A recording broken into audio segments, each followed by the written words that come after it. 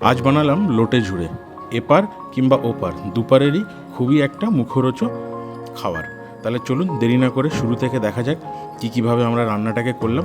আর চ্যানেলে নতুন থাকলে চ্যানেলটাকে সাবস্ক্রাইব করে নেবেন।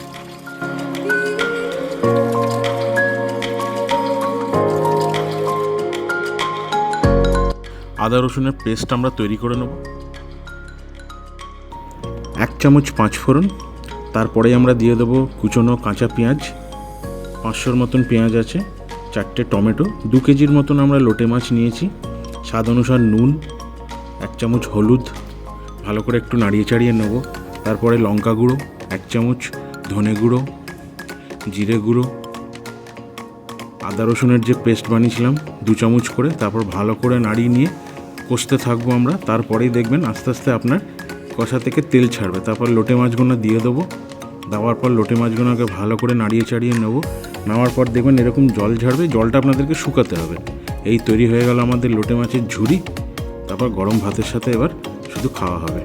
চ্যানেলে নতুন থাকলে চ্যানেলটাকে অবশ্যই সাবস্ক্রাইব করে নেবেন।